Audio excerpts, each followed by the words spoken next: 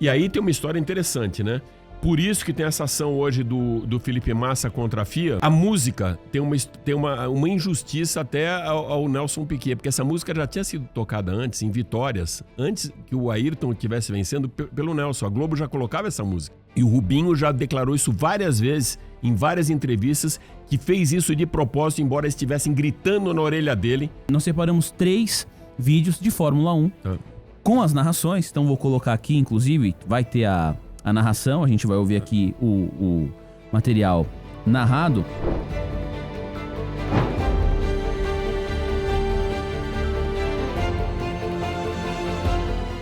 Você falou do Massa? O campeonato de 17 segundos que ele teve. Isso, exatamente isso, ó. Tá aqui, ó. Aqui nesse momento ele era campeão do mundo. Só que aí o Timo Glock é ultrapassado pelo Hamilton na subida do café. Ó lá. Por causa da chuva. Ó. O Massa foi campeão mundial por 17 segundos. Eu lembro, acho que essa foi uma das últimas corridas que eu vi. Todo mundo comemorando, o Thiago Camilo estava na equipe, o Titônio, que é o pai, todo mundo pulando, comemorando, aí olham e vê a ultrapassagem do Hamilton. Você vai ver essa cena aí, ó, que o Alex tá falando. Perdeu o título. E aí tem uma história interessante, né?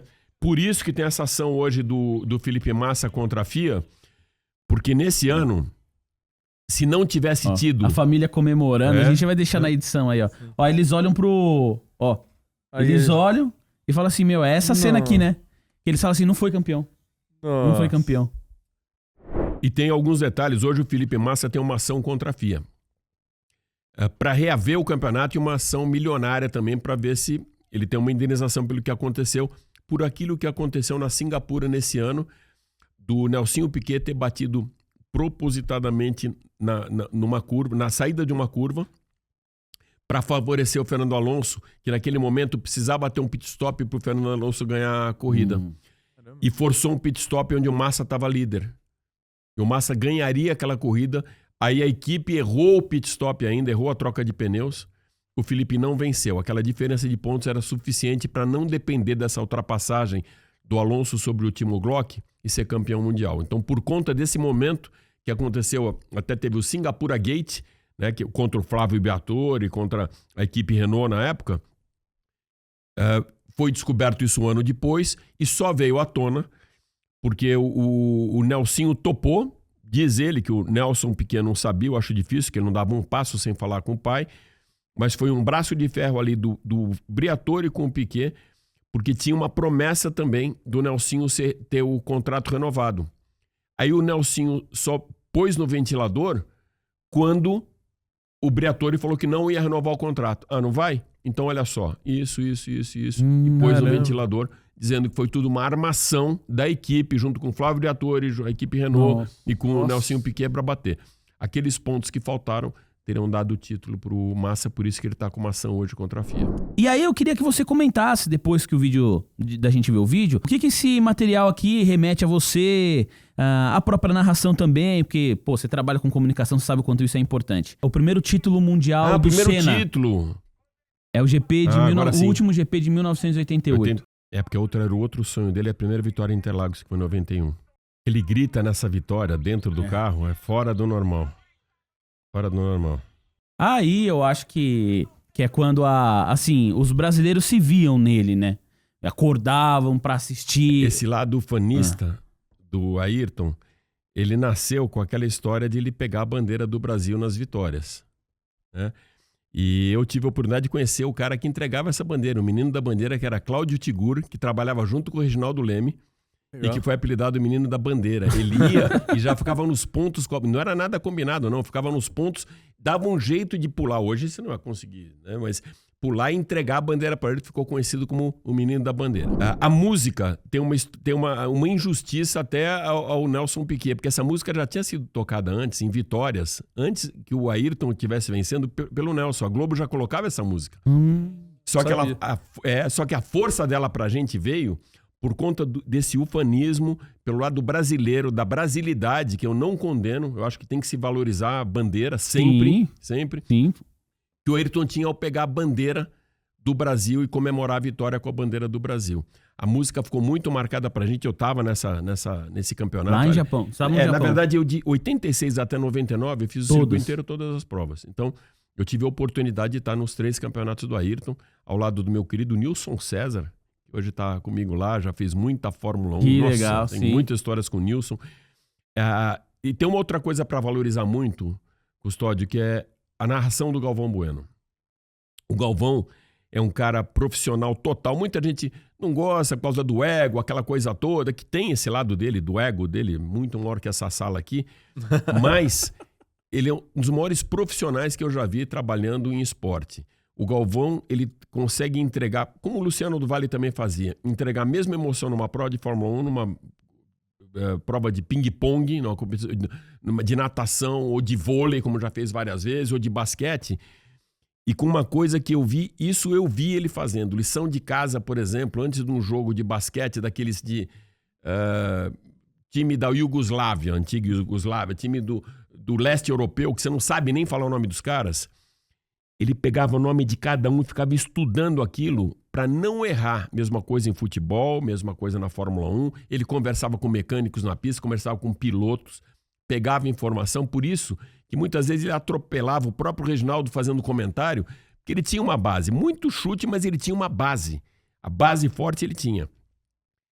E quando, por exemplo, uma narração de... Eu escutei isso de vários narradores.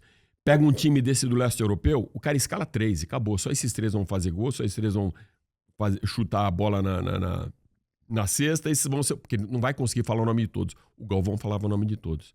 Então, muito desse lado, valorizar o Ayrton como um grande ídolo, tem a assinatura do Galvão.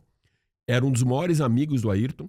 Eu acho que o Ayrton tinha poucos amigos. O Ayrton não deixava as pessoas se aproximarem muito dele. Ele sempre teve muito medo do cara estar se aproximando do tricampeão mundial e não do Ayrton Senna da Silva, né?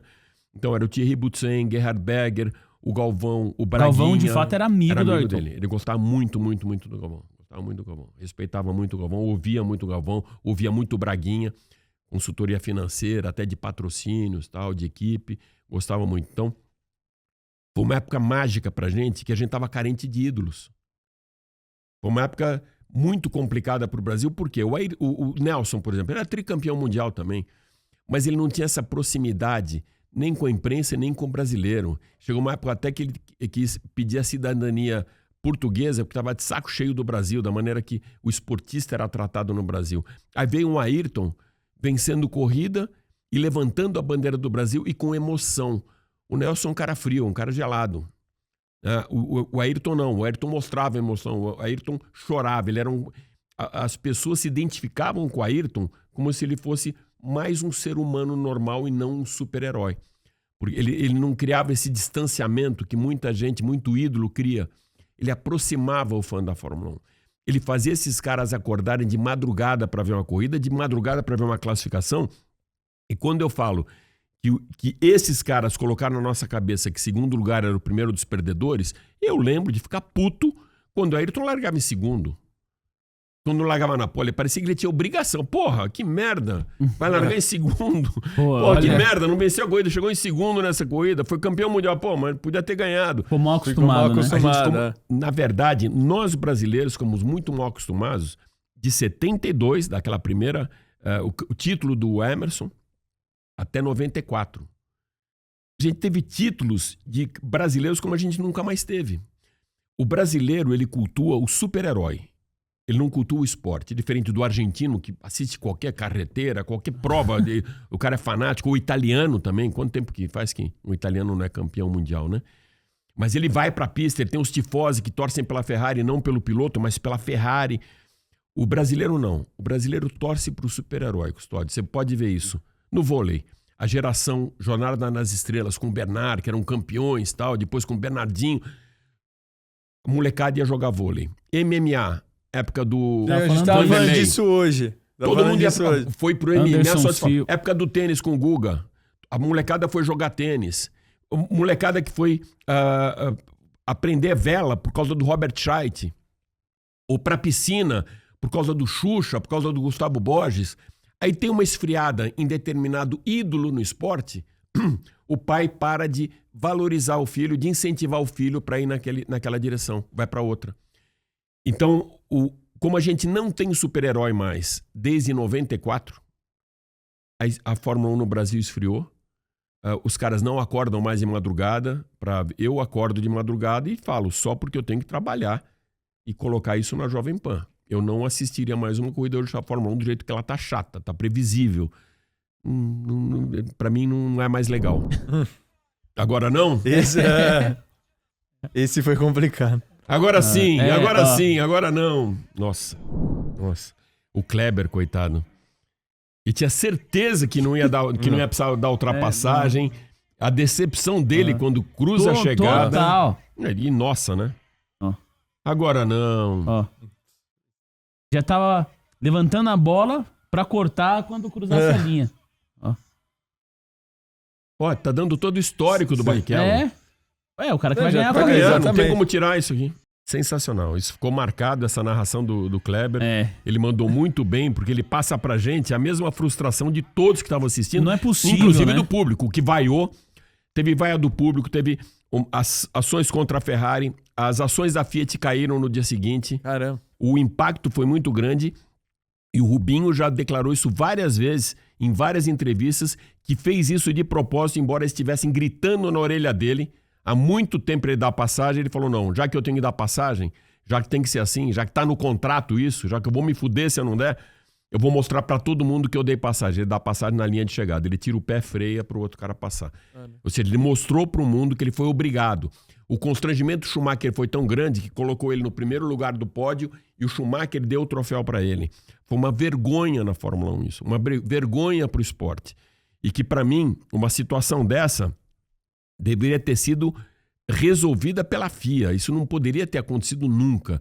Ele não precisava daqueles pontos, não era para ajudar o companheiro de equipe, não precisava absolutamente nada. A vantagem que o Schumacher já tinha no campeonato era muito grande, foi uma vergonha aquilo, uma vergonha. E uma decepção com a Fórmula 1, como eu vi outras decepções muito grandes, como a do Hamilton, quando perdeu o último título, né? Para o Max Verstappen, foi uma palhaçada também. Muita gente fala que o Michael Masi, ele estava... Na verdade, foi mais estupidez do que desonestidade. Eu tenho dúvida das duas coisas. Eu acho que teve ali um pacote completo da Red Bull para uma pressão muito grande e o cara deixou ceder. Foi ridículo. Mas já vi outras. Eu aprendi um negócio com um cara chamado Mário Andrade Silva. Essa foi com o Alexandre Kassielnik, um amigo meu que cobre muito estoque, assessor de imprensa. Falou que o ano que ele trabalhou como assessor de imprensa do Flamengo, ele foi assessor de imprensa do Flamengo, ele não conseguia torcer pro Flamengo e essa ressaca durou uns 2 anos ainda. Quando você vê o que está por trás da história, por trás do esporte, aquele que a gente é apaixonado. Por isso que cada vez que acontece alguma coisa hoje, é muito mais cristalina do que antigamente, por causa da rede social. Hoje todo mundo tem um celular na mão. Hoje a rede social tem muito mais força do que tinha antigamente a capa de uma Folha de São Paulo ou de um Estadão. Ou de um Globo no Rio de Janeiro. Hoje a rede social, ela entrega. Por isso que aparecem coisas hoje que as pessoas falam, pô, mas isso não acontecia antigamente? Acontecia. Só que não era tão cristalino. A gente não sabia. A gente não sabia. A gente não tinha acesso a essa informação. Então, acho que isso que aconteceu com o Barrichello foi uma vergonha.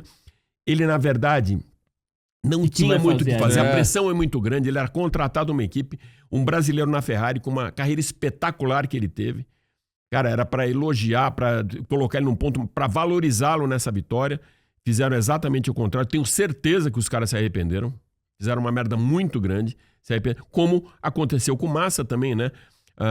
Fernando is faster than you. Aconteceu também quando pediram pro Fernando Alonso ultrapassar o Massa. O que veio no rádio foi o toque. Fernando is faster. O Alonso tá mais rápido que você. Foi o toque. Dê passagem para ele. E o Massa também foi obrigado a dar passagem. Então isso não podia acontecer mais no esporte. Perde a credibilidade. O que adianta torcer um cara e você sabe que é o outro que vai ganhar? Vira meio que uma manipulação, Exato, né? Vira manipulação.